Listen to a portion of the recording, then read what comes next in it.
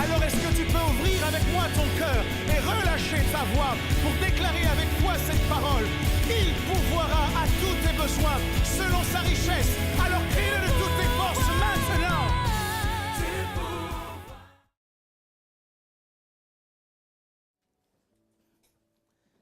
Il y a pratiquement un an, enfin presque un an,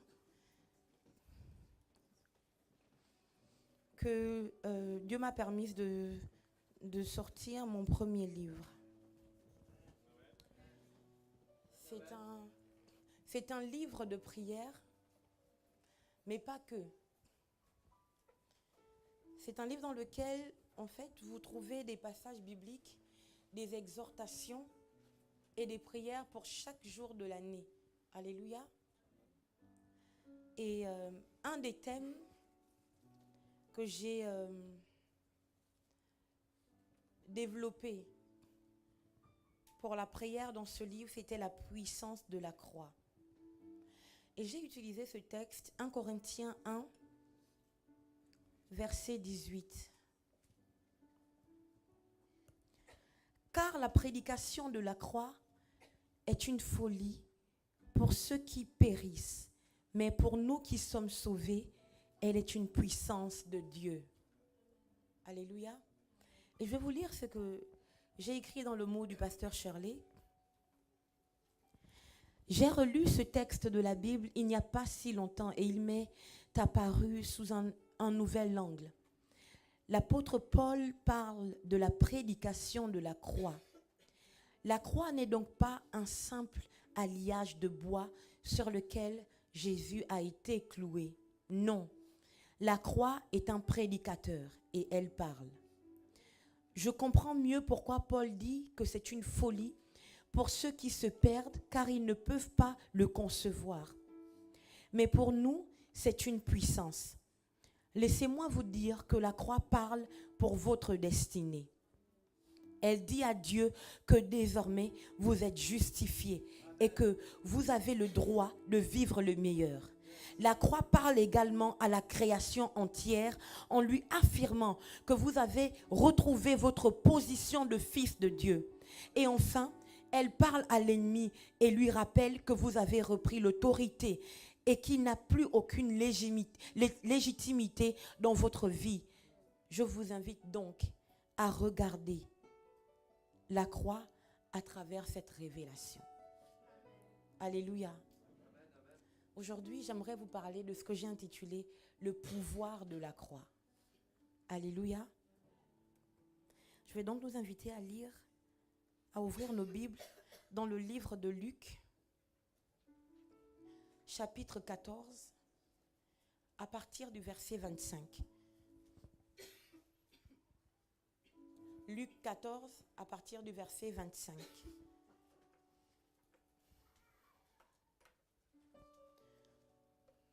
Je lis la parole de Dieu. De grandes foules faisaient route avec Jésus.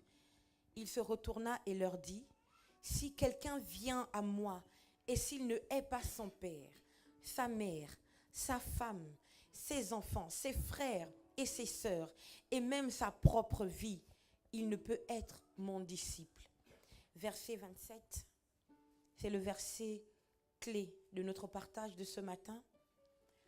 « Et quiconque ne porte pas sa croix et ne me suit pas, ne peut être mon disciple. Et quiconque ne porte pas sa croix et ne me suit pas, ne peut être mon disciple. » Est-ce que tu peux dire à ton voisin, « Et quiconque ne porte pas sa croix et ne me suit pas, ne peut être mon disciple. » Partage la grâce providentielle à ton frère. Dis-lui que ça va aller. C'est bien d'être le disciple de Jésus. Même avec sa croix sur le dos, le bonheur et la grâce nous accompagnent toujours. Sinon, merci.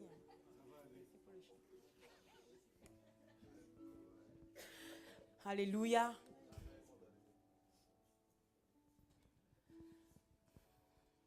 Ce passage de la Bible est vraiment extraordinaire. En fait, la Bible en elle-même est extraordinaire. Alléluia. C'est un livre magnifique. Un livre un livre qui possède, du moins ce qui renferme un nombre incalculable de pépites.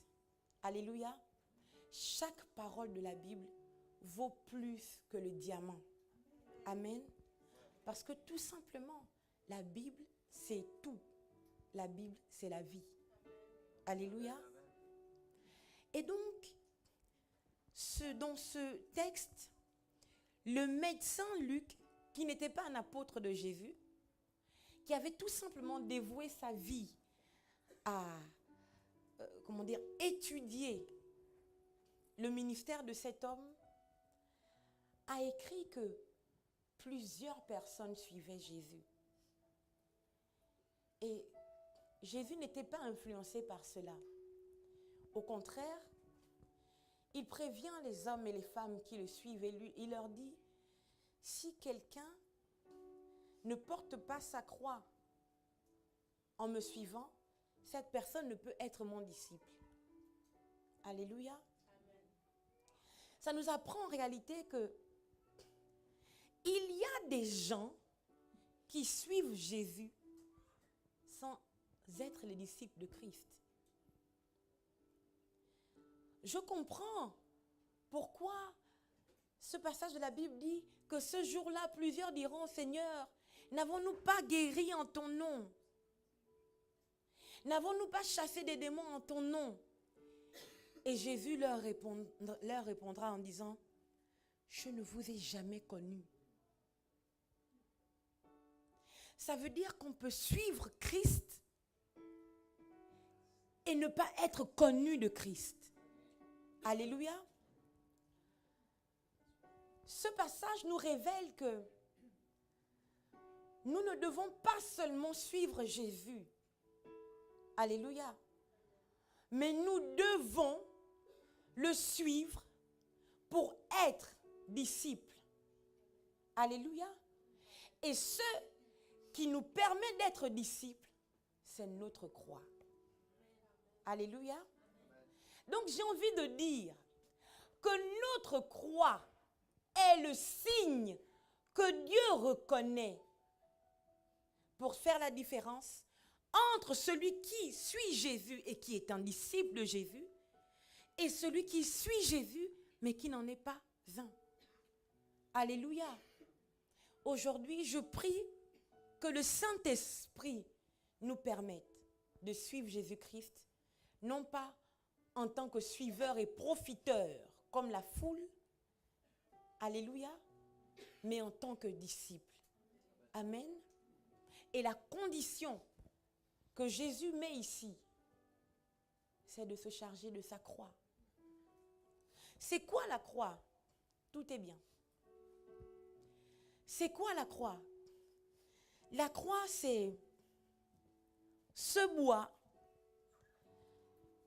que certains négligent,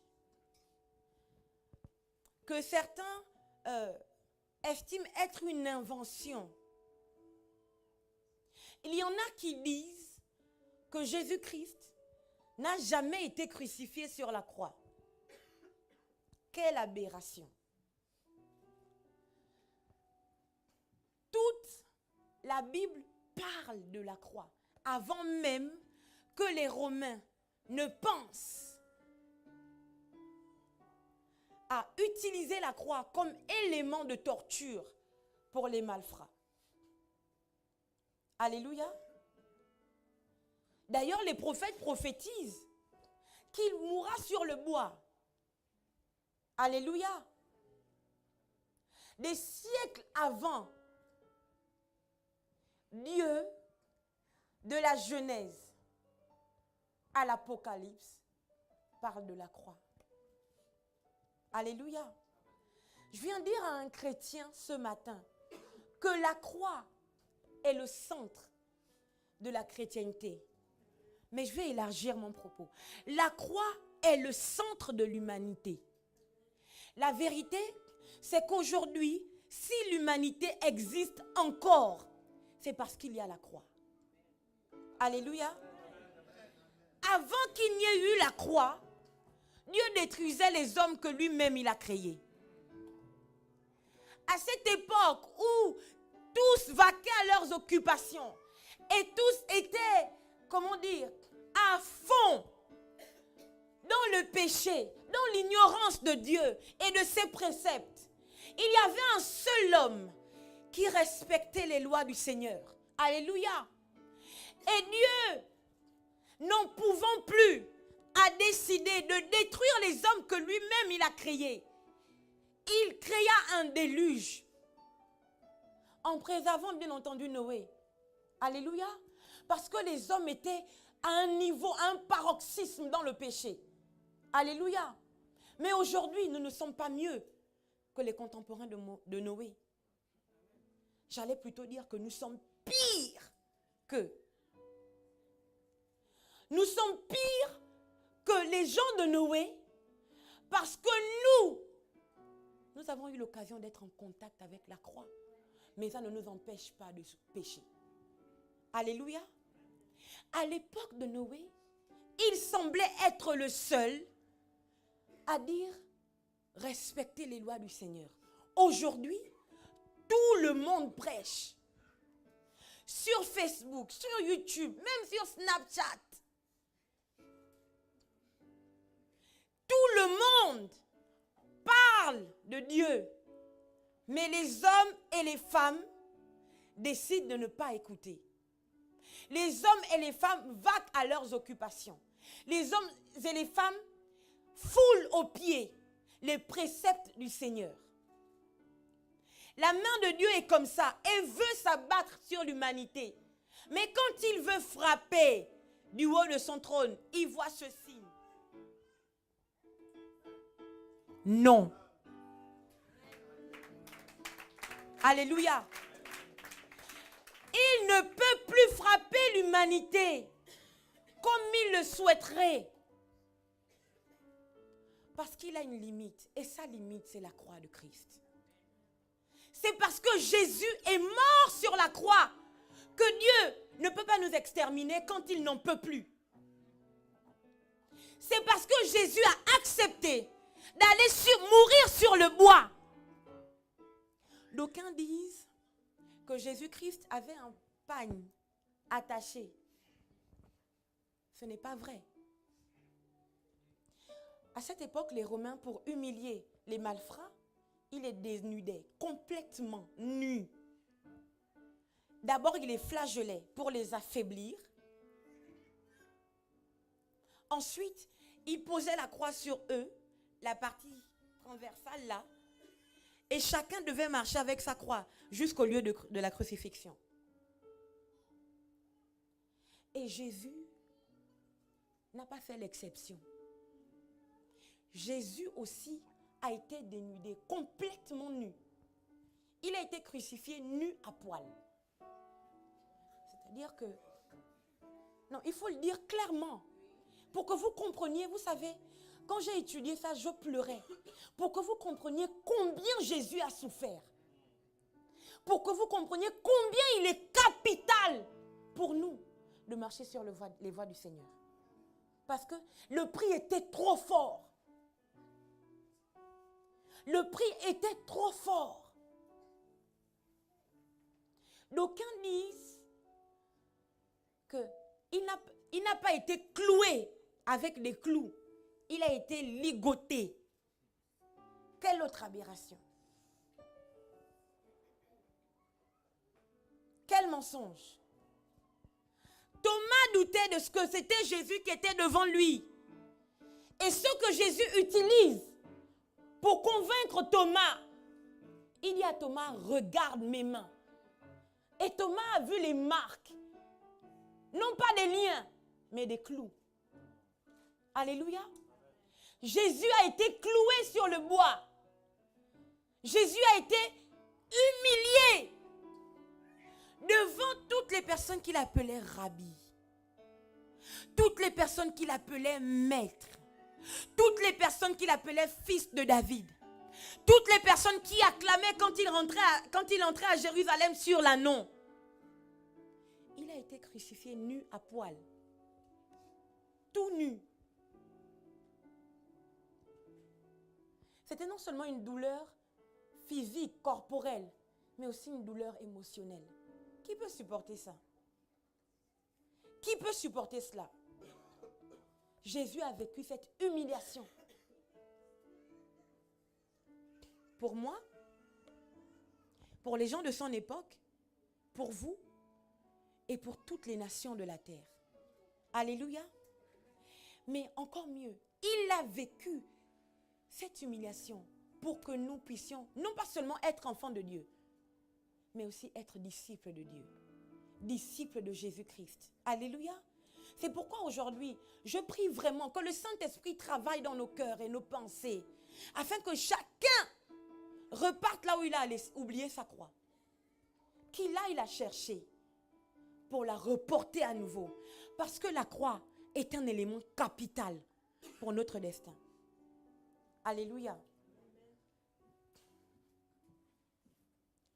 La croix est la preuve que la chair a été crucifiée.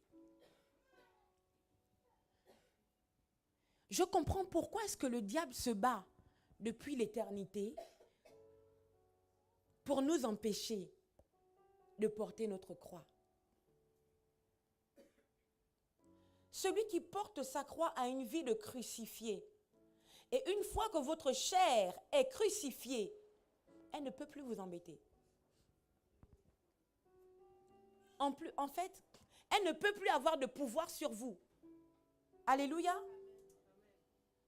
Et l'ennemi se bat pour vous empêcher de porter votre croix, parce qu'il ne veut pas que vous viviez une vie de crucifié. Alléluia.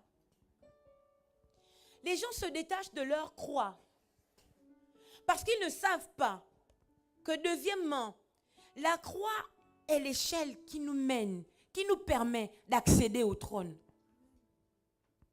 Et je me souviens de cette vidéo que j'ai vue il y a déjà plusieurs semaines sur Facebook. Il y avait plusieurs personnes qui marchaient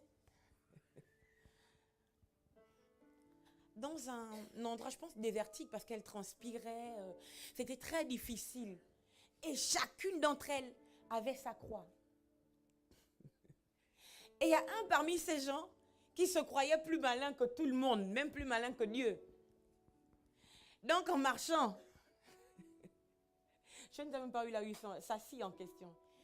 Il coupait le bout de sa croix. Il marche, il coupe encore. Il marche, il coupe. Et plus il coupe, il avance plus vite que les autres. Les autres avancent vraiment à tâtons, ils n'en peuvent plus. Mais ils touchent pas leur croix. Ils avancent toujours avec leur croix.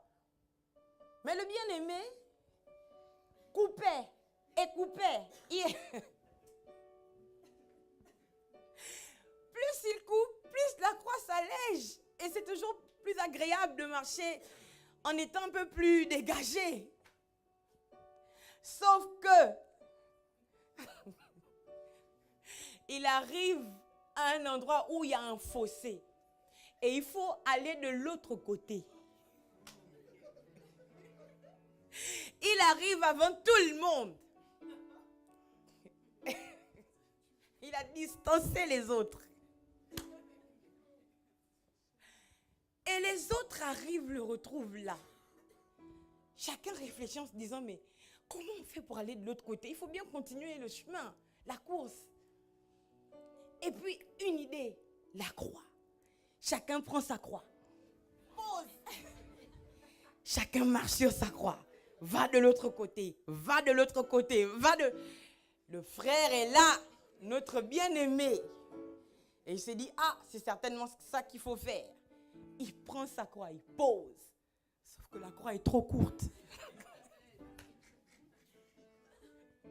La croix ne peut pas le porter jusqu'à l'autre rive. Alléluia. Parce que la croix était tellement lourde, il s'est dit qu'il pouvait tricher. Il pouvait la couper, la raccourcir à chaque fois pour l'alléger, pour qu'elle soit facile à porter. Mais la croix n'a pas été faite pour qu'elle soit facile à porter. Alléluia. La croix, c'est la croix. Il faut la porter tout court. Alléluia. Ce n'est pas négociable. Amen. Ça, c'était l'histoire de Facebook. Maintenant, je vais aller dans l'histoire que la Bible nous rapporte. La Bible déclare que lorsque Jésus-Christ marche pour aller jusqu'au mont Golgotha, il est cloué sur le bois. Et à sa gauche et à sa droite, il y a 2 brigands. Eux aussi, qui sont cloués sur leur propre croix. Alléluia. Et il y a un qui parle à Jésus, qui le fustige. Si tu es vraiment le Fils de Dieu, si tu es vraiment le roi des Juifs, descends de cette croix, sauve-toi toi-même et sauve-nous aussi. Voici un qui est en train de couper sa croix. Il l'a raccourci. C'est trop difficile pour lui de supporter. D'être à côté de Jésus, qui dit que lui, il est le roi des Juifs, le Messie, le Christ, le Fils de Dieu. Et puis, c'est si dur de vivre ce que nous vivons. Et il y a un qui dit, toujours sur sa croix, souviens-toi de moi quand tu seras rentré dans ta gloire. Et Jésus lui répond, ce soir même, tu seras dans le paradis. Alléluia. Votre croix est l'échelle dont vous avez besoin pour accéder au trône. D'ailleurs, quand Dieu nous demande de nous approcher avec une conscience pure du trône de la grâce, c'est grâce à quoi? À l'épisode de la croix. Ce qui purifie notre conscience, c'est le sang qui a coulé sur la croix du calvaire. Ce qui nous permet d'arriver avec une conscience pure, avec une foi que Dieu ne peut pas nous rejeter. C'est parce que nous avons le signe de la croix sur nous. Dieu sait qu'on s'approche de son trône à cause du miracle de la croix. Avant ce miracle, il était impossible, il nous était impossible de nous approcher du trône de la grâce. Alléluia. Dis à ton voisin, retrouve ta croix. Porte ta croix. Porte ta croix. Je crois que quelqu'un a besoin de se souvenir de là où il a laissé sa croix. Parce que la croix est un élément capital. Vous ne pouvez pas suivre Jésus sans votre croix, parce que ça va vous rattraper. Alléluia. Sans la croix, c'est impossible. Tout le monde est obligé. Tous ceux qui ont décidé de suivre Christ, nous sommes tous obligés de porter notre croix. Alléluia. J'aimerais que chacun pour notre part, nous réalisions que Jésus-Christ est à la porte. Que les temps sont courts. Non, les temps sont extrêmement courts. Alléluia. Les temps sont extrêmement courts. Je vous assure. Jésus est en chemin. En fait, l'image que j'ai, c'est que Jésus a déjà la main sur la poignée. Et quand il va ouvrir, il faut que chacun ait sa croix. Parce que c'est la condition. Si quelqu'un veut me suivre, qu'il se charge de sa croix. Alléluia. Revenons à l'essentiel. On nous a beaucoup prêché sur la richesse. C'est bien. Alléluia. On nous a beaucoup prêché sur la guérison. On nous a beaucoup prêché sur la guerre. On nous a beaucoup prêché sur plusieurs choses, plusieurs thèmes. Mais aujourd'hui, le Saint-Esprit veut que nous nous focalisions sur l'essentiel. Et l'essentiel, c'est la croix. Parce que tout ce qui existe aujourd'hui est soutenu par la croix. La guérison que tu recherches est apportée par la croix. Le mariage que tu cherches est apporté par la croix. La richesse dont tu as besoin a été pourvue par la croix. Alléluia. Donc le raccourci, c'est de tranquillement rebrousser chemin. Aller chercher où tu as laissé ta croix pour pouvoir la porter et suivre Christ dignement. Alléluia. Amen. La croix a un pouvoir.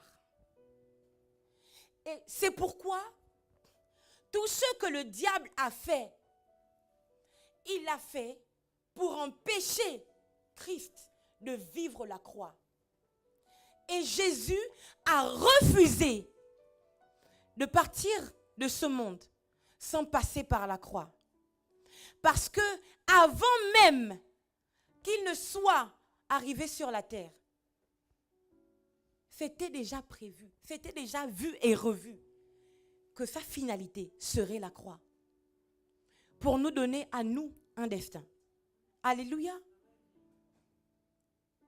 Satan arrive et il dit à Jésus, si tu te prosternes devant moi et m'adores, je te donnerai tous les royaumes de la terre.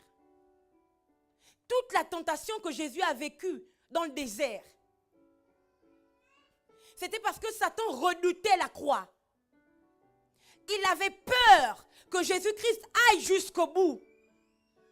Nous pensons que la croix n'est qu'un simple bois. Mais la croix a un pouvoir.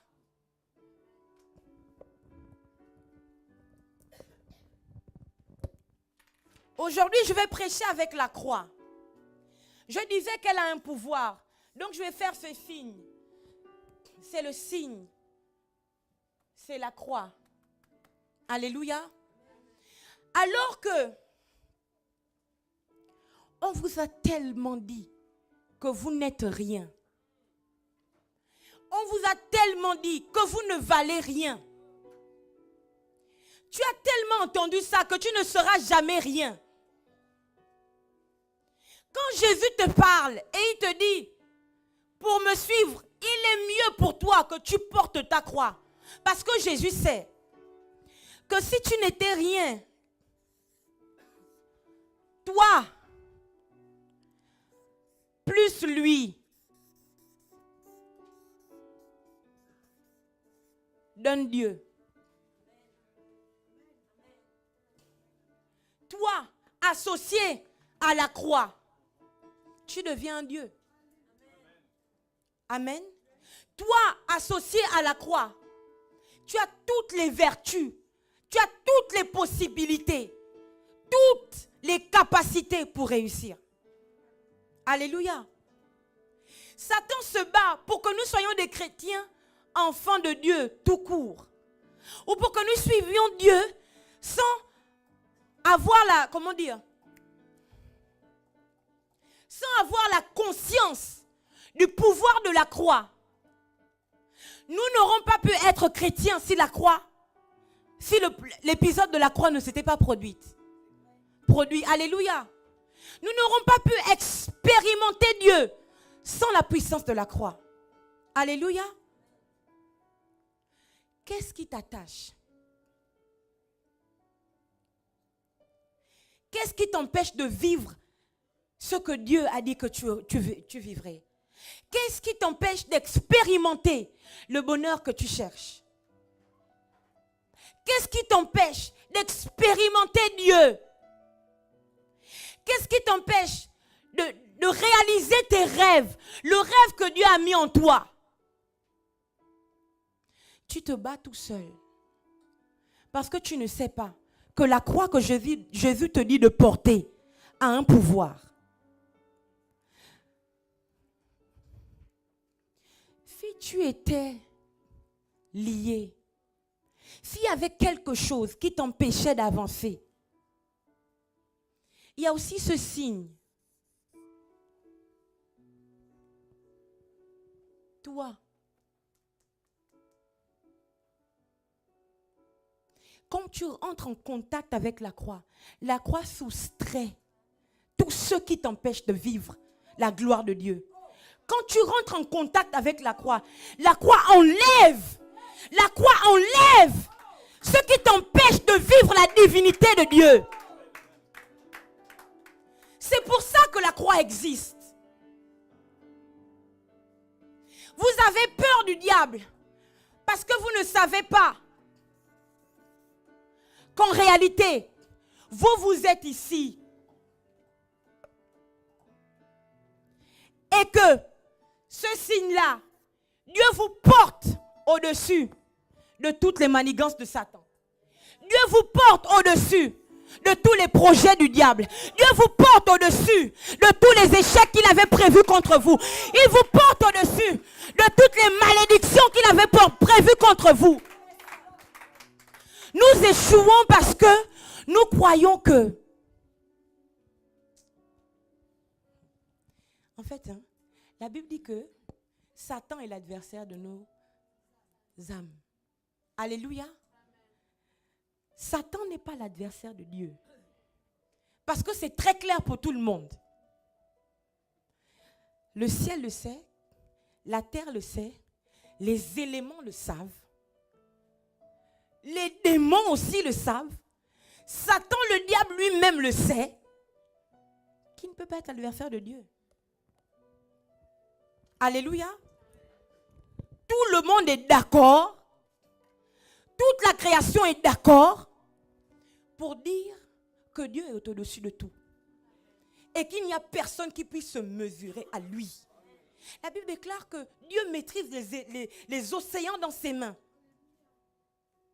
La Bible déclare que lorsqu'il parle, si la chose n'existait pas, elle existe. Lazare était mort, ça faisait 4 jours. Et puis Jésus arrive. Il dit, Lazare, sors. C'est que la voix de Dieu est rentrée jusque dans les profondeurs de la mort. Il y avait plein de morts, mais la voix de Dieu a dit Lazare. Donc cette parole cherche parmi tous les cadavres, parmi tous les morts, dans le séjour des morts. Il sait que ça, c'est Lazare. Et la parole de Dieu parle à Lazare. Debout, debout. On m'a envoyé te chercher. On m'a envoyé te chercher. Et Lazare est sorti. C'est clair, même la mort sait que Dieu parle et elle exécute. L'échec aussi sait que Dieu parle et il s'exécute. Même Satan le sait. Dieu parle et lui-même il s'exécute. Donc Dieu n'a pas d'adversaire. Alléluia. Mais c'est glorieux. Je me sens privilégiée. Je me sens être une autorité. Alléluia. Parce que Dieu m'a trouvé assez digne pour faire que Satan soit mon adversaire. Dieu t'a trouvé assez digne pour faire que Satan soit ton adversaire. C'est-à-dire que Dieu, ce n'est pas un fou. Il dit que Satan est ton adversaire, c'est que tu as toutes les capacités pour le vaincre. Notre problème, c'est que nous nous battons comme ça contre Satan. Et il ne reçoit jamais nos coups. Pourquoi? Parce qu'il n'a pas la même hauteur que nous. Il n'est pas là, il est là. Au lieu de faire ça, nous devons faire ça, écraser, piétiner, shooter. D'ailleurs, il a dit, la postérité de la femme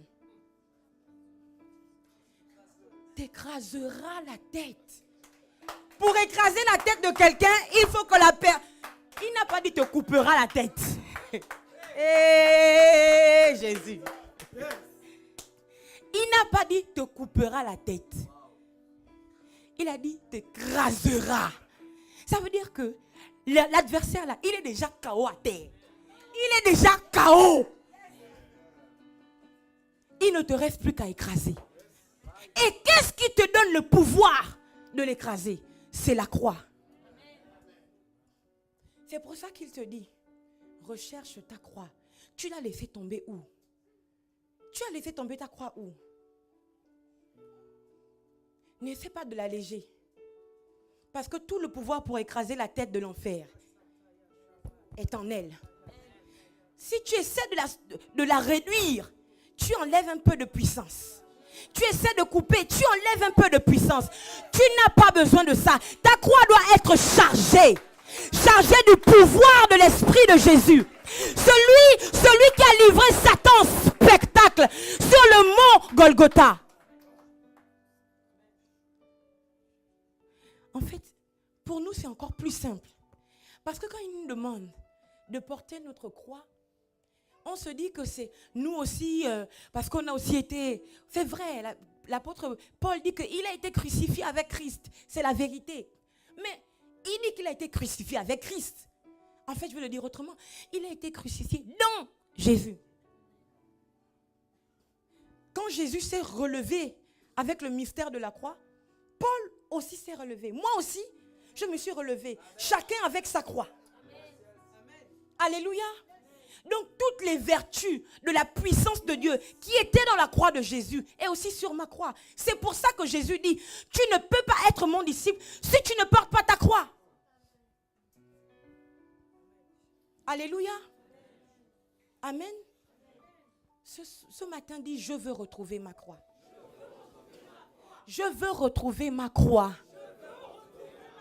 Parce que nous marchons souvent et nous croyons que nous avons toujours notre croix. Mais elle est restée longtemps en arrière. Elle est restée là-bas derrière.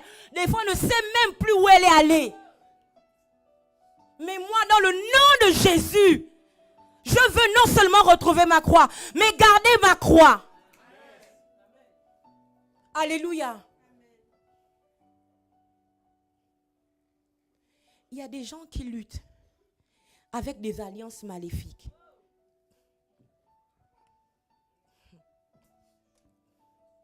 Il y a des gens qui se disent que leurs prières seules suffisent à briser les alliances maléfiques. Mais il y a une chose simple.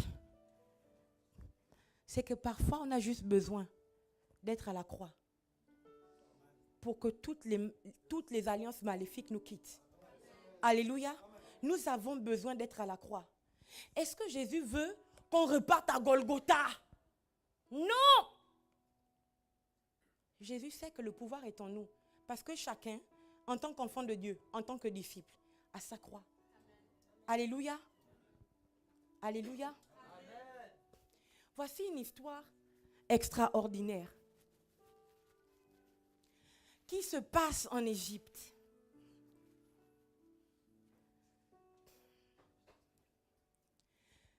Jacob est un père de 12 fils. Et Jacob avait un fils, la Bible dit clairement, qu'il préférait. Parce que c'était le fils de sa vieillesse, Joseph. Donc Jacob a pris le temps de le cajoler, de l'enseigner. En fait, c'était clair, il apparaissait clairement que Jacob préférait Joseph. Alléluia. Et Joseph connaissait les préceptes de Dieu. Alléluia. Joseph avait entendu parler des préceptes du Seigneur au travers de son père Jacob. Alléluia. Et donc quand Joseph est transporté jusqu'en Égypte, Joseph sait ce que l'Éternel, le Dieu de son père, aime et n'aime pas. C'est pour ça que quand la femme de Potiphar veut l'entraîner dans le péché de la fornication et de l'adultère, Joseph s'en écarte, fuit, parce qu'il sait que c'est mal. Il dit, je ne pécherai pas contre l'Éternel et je ne pécherai pas contre ton mari. Alléluia. Donc Joseph sait. Et puis dans son périple, Dieu se souvient de Joseph. Dieu le relève. Il le ramasse et le positionne à un niveau qui fait qu'après, juste le pharaon, c'est lui. Alléluia. Or, le pharaon était un homme occulte. Amen. Le pharaon était considéré comme un dieu en Égypte. Alléluia. Donc il connaissait les choses mystiques, les choses ténébreuses, les choses de la sorcellerie. Oui, il faut le dire. Et Pharaon sait que tu ne peux pas gérer tout mon argent, tout mon pays. Et puis tu ne touches pas un peu. Pharaon dit, tu vas épouser une Égyptienne, pas n'importe laquelle. La fille d'un prêtre égyptien. Il ne faut pas qu'il y ait des amalgames. La fille d'un sorcier égyptien. C'est-à-dire la fille de quelqu'un qui invoquait le diable. Qui faisait des crimes rituels. Non, il faut le dire. Et qu'est-ce que vous croyez? Joseph et la fille du prêtre égyptien se sont mariés selon les lois juives? Non, bien-aimé, nous sommes en Égypte. Et tu épouses la fille d'un prêtre.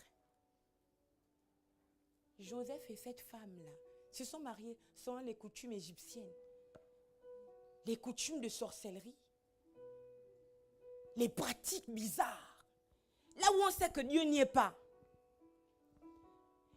Et Joseph a 2 enfants avec cette femme. Vous tous, vous savez ce que vous faites quand vous avez les enfants? Vous les amenez ici. On les consacre. Alléluia. On les présente au Seigneur. On prie pour eux. On invoque la puissance de la croix sur eux. Vous croyez que le prêtre, le grand-père des enfants de Joseph a fait quoi? C'était fini. C'était barricadé. Lui aussi, il a libéré ses incantations. Parce que vous savez que la prêtrise, c'est de père en fils. Si c'était sa fille, ses petits-fils devaient prendre le relais. Alléluia. Et donc, gloire à Dieu, Jacob arrive. Il rentre à nouveau dans la vie de Joseph. Et selon la loi juive, c'est le père qui bénit ses enfants. En principe, Joseph, en étant juif, était censé bénir ses enfants, Manassé et Ephraïm. Mais Joseph ne l'a pas fait. Alléluia. Parce qu'il était déjà dans une alliance compliquée. Mais il fallait absolument que ses enfants soient regagnés dans l'alliance du Dieu d'Israël. Ses enfants étaient liés par des alliances de prêtrise, de sorcellerie. Mais il fallait un pouvoir surnaturel pour détruire cette alliance maléfique. Et donc, Joseph sait qu'il ne peut pas, il ne peut plus le faire parce qu'il est déjà loin. La seule chose d'ailleurs qu'il demande, c'est que quand vous partirez d'ici, emmenez mes ossements. Vous comprenez ça? Quel est quelqu'un qui dit quand vous allez partir, déterrez-moi, partez avec moi? Ça veut dire que là-bas en Égypte, c'était chaud. Chaud même pour les eaux. Alléluia. Et qu'est-ce qui se passe? Joseph sait qu'il y a une porte de sortie. Très spirituelle, comme son père. Jacob, ce n'était pas un petit. Dans les choses de l'esprit. Jacob savait. Jacob savait, il voyait loin. Alléluia. Il voyait loin. Il n'était pas allé prendre derrière. Non, lui, il allait prendre devant, en haut. Alléluia. Et il savait ce qu'il fallait faire. Manassé et Ephraïm. Manassé. Ephraïm. J'ai besoin de 2 personnes. Ephraïm. Là. Manassé ici. Mais comme ils sont grands, il faut qu'ils se mettent... parce que là... Ces gens, ces enfants étaient liés par une alliance maléfique. Et il fallait briser cette alliance pour les faire rentrer à nouveau. Vous savez, le Dieu d'Israël, vous ne pouvez pas entrer en alliance avec notre Dieu si vous ne laissez pas les autres alliances. Alléluia. Ce n'est pas possible. On ne peut pas faire un coup Dieu, un coup ce que nous a ligué notre grand-père ou notre arrière-grand-père. Ce n'est pas possible. C'est soit tu détruis toutes les alliances qui sont contraires aux alliances du Dieu d'Israël, soit tu restes dans tes choses. Alléluia. Et donc quand Jacob prie, vous croyez que Jacob fait quoi? Je vous ai dit que la croix, le pouvoir de la croix existe avant même que l'humanité ne soit créée. La croix existe de la Genèse à l'Apocalypse. Ce n'est que l'histoire de la croix. Alléluia. Ce que Jacob fait lorsqu'il bénit ses enfants, il sait qu'il faut que cette alliance maléfique soit détruite. Et il y a une seule alliance, une seule puissance qui détruit toute forme d'alliance maléfique. Là où Dieu n'est pas, c'est l'alliance de la croix. C'est pour ça que quand Jacob prie pour ses petits-enfants, en fait, Jacob les adopte. Parce que c'est le père qui bénit les enfants chez les Juifs. Mais ce jour-là, Jacob savait que pour bénir ses enfants, les enfants de Joseph, il fallait qu'ils deviennent le père de Manassé et Ephraïm. Et il fallait briser l'alliance avec le Dieu d'Égypte, avec le Dieu des idoles. Et il fait ce que Jésus a fait.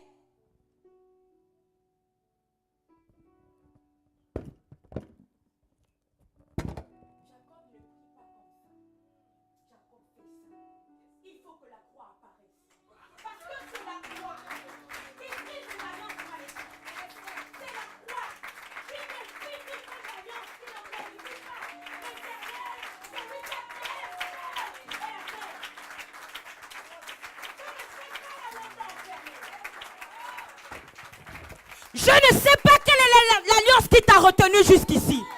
Mais dans le nom de Jésus, à cause du pouvoir de la croix, à cause de l'alliance de la croix, je déclare que les liens maléfiques qui te retenaient sont brisés. Je déclare que les alliances maléfiques qui te réclamaient sont brisées, détrônées au nom de Jésus.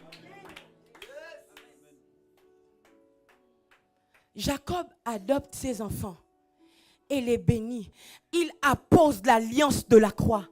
C'est pour ça qu'aujourd'hui, on n'a pas la tribu de Joseph. Alléluia. On a la tribu d'Éphraïm et la tribu de Manassé. C'était devenu, par l'alliance de la croix, les enfants de Jacob. Qu'est-ce qui te manque? C'est un père? C'est une mère? Quel est le père qui t'a tourné le dos? Quelle est la mère qui t'a ignoré? Tu es orphelin? Tu es orpheline? L'alliance de la croix te fait rentrer dans une autre famille. L'alliance de la croix a le pouvoir de te donner non seulement un père céleste, mais aussi un père spirituel. L'alliance de la croix a le pouvoir de faire ce que les alliances maléfiques ne peuvent pas faire. Alléluia. C'est pour ça que tu dois absolument repartir. Chercher ta croix. Il faut que tu retrouves ta croix. Parce que tout le pouvoir est dedans. Toute l'onction est dedans. Toute la vérité est dedans. Tout est dans l'alliance de la croix. Tout est dans le pouvoir de la croix. Tu avais quoi? 2, 3. Ce n'est pas suffisant.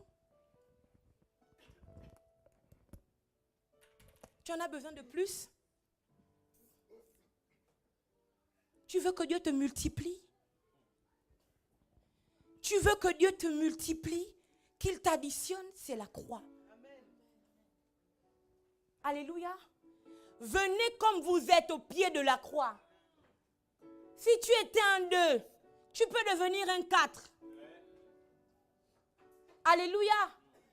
Si tu étais un 3, tu peux devenir un 9, tout ce que tu veux. La croix a le pouvoir de nous multiplier. C'est pour ça que Jésus n'a fait que ça. Multiplier les pains, multiplier les poissons, multiplier les croyants. Ils étaient à 120. Ils étaient à 120 dans cette chambre haute. Quand l'apôtre Pierre a prêché, non pas le message de Jacob, non pas le message des maîtres de la loi. Il est sorti ce jour-là. Le Saint-Esprit a saisi sa bouche. Il a dit Jésus-Christ que vous avez crucifié. Il a libéré cette parole. Il a fait mention de la croix.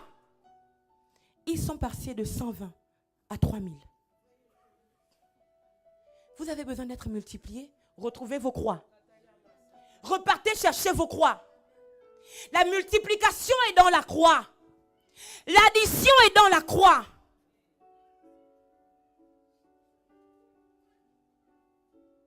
Tout pouvoir est enfermé dans la croix.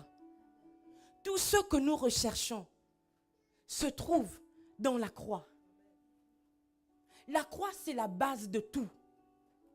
La croix doit revenir au centre de nos vies. Si nous sommes ensemble aujourd'hui, Si je te connais aujourd'hui, c'est à cause de la croix. Si je peux voir ton sourire, c'est à cause de la croix. Si je peux être appelé aujourd'hui pasteur, c'est à cause de la croix. Si je peux être appelé maman, c'est à cause de la croix. Alléluia. Nous nous fatiguons à chercher des voies et des moyens pour nous en sortir. Mais la seule voie à suivre, c'est le chemin de la croix. Le seul moyen à avoir, c'est le moyen de la croix. Si les portes étaient fermées, la croix peut ouvrir. Parce que la croix est une clé qui ouvre les portes dans le ciel, qui ouvre les portes sous la terre, dans les mers, sur la terre. La croix et la clé passent partout des disciples de Christ. C'est pour ça que Jésus dit, avant de me suivre, chargez-vous de votre croix. Chargez-vous de votre croix. Quand l'ennemi arrive contre vous, la chose qui le stoppe, c'est quoi? Vos prières?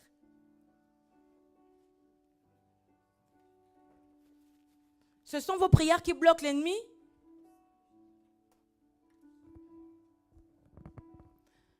L'enfer a peur des prières? Non. Je vais vous le dire, non. Jésus-Christ, quand il allait dans le désert, il jeûnait et il priait. Mais Satan est quand même venu. Et ça, c'était Jésus. Donc, imagine-toi. Alléluia. Il n'a pas peur de vos prières. Parce que nous ne sommes pas les premiers à prier. Alléluia. Nous ne sommes pas les premiers à prier. Et nous ne serons pas non plus les derniers à prier. Abraham priait. Ça ne l'a pas empêché de transmettre l'onction du mensonge à son fils Isaac, qui a aussi dit que Rebecca, c'est sa sœur. Ce lien héréditaire était là. Mais il y a une chose qui a le pouvoir de briser les liens héréditaires. C'est-à-dire que si moi j'ai vécu ça, dans le nom de Jésus, mes enfants ne vivront pas ça. Dans le nom de Jésus. Pas Jésus qui est né dans l'étable. Pas le Jésus que Marie a bercé. Le Jésus qui est mort sur la croix et ressuscité ensuite le 3e jour. Alléluia. Donc, le diable craint vos prières. Si seulement, si elles sont basées sur l'histoire de Golgotha. Alléluia. C'est parce que nous prions au nom de Jésus-Christ, le ressuscité, que Satan a peur de nos prières. Alléluia. Aujourd'hui, vraiment, je prie que quelqu'un rentre en lui et qui dit, Seigneur, je veux retrouver ma croix. Je veux retrouver ma croix. Même si c'est difficile, je vais la porter. Même si c'est dur, je vais porter ma croix. Parce que tout le pouvoir est sur la croix. Tout ce que je recherche est dans la croix. Alléluia. Providence, Providence, une fois d'avant. Providence,